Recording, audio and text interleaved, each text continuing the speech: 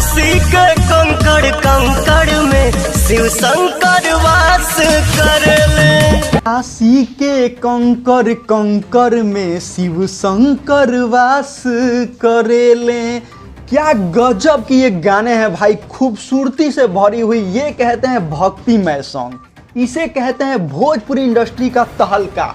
एकदम से गर्दा मचा दिए हैं। क्या गजब के गाने हैं भैया। इस गाने को हम कम से कम अभी 20 बार सुन चुके हैं, मन नहीं भर रहा है। दिल मेरा जो बोल रहा है कि बार बार सुनो, 1000 बार सुनो, क्योंकि ऐसे गाने भोजपुरी इंडस्ट्री में आते कहाँ हैं। ऐसे गाने सुनने के लिए मन मचल जाता है कि कब आएंगे ऐसे गाने। पावर स्टार पवन सिंह आए दिन गाने लाते हैं। भोजपुरी इंडस्ट्री में बहुत सारे ऐसे कलाकार हैं जो आए दिन गाने लाते हैं, भक्ति गाने की हम बात कर रहे हैं, लेकिन ऐसा गाना नहीं आता है गुरु जो गाना सुनने के बाद मन विभोर हो जाए।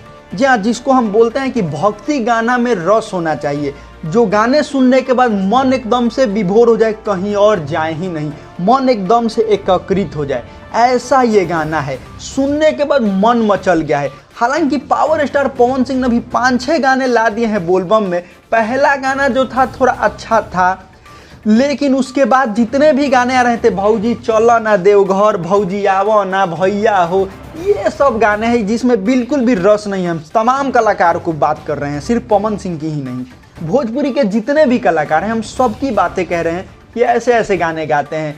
ए भौजी आवो ना, ए गर्लफ्रेंड कहाँ बारू, आवो बाबा के जल चढ़ावे मिलल जाई, ऐसा ऐसा गाना आता है भोजपुरी इंडस्ट्री में। ऐसा गाना नहीं आता है कि एकदम से मन विभोर हो जाए। ये गाना है काशी के कंकर कंकर में शिव शंकर बसेले। ऐसे ऐसे गाने आने चाहिए भोजपुरी इंडस्ट्री में, जिससे भोजपुरी इंडस्ट्री का तो लेवल ऊपर जाएगा ही जाएगा। इससे इनकम की भी जो स्रोत है, भोजपुरी जो भी चैनल वाले हैं बड़े बड़े, उनका स्रोत बढ़ेगा। क्योंकि ये गाना पिटने वाला नहीं है गुरु, ये 1 सीजन 2 सीजन बज कर रुकने वाला नहीं है।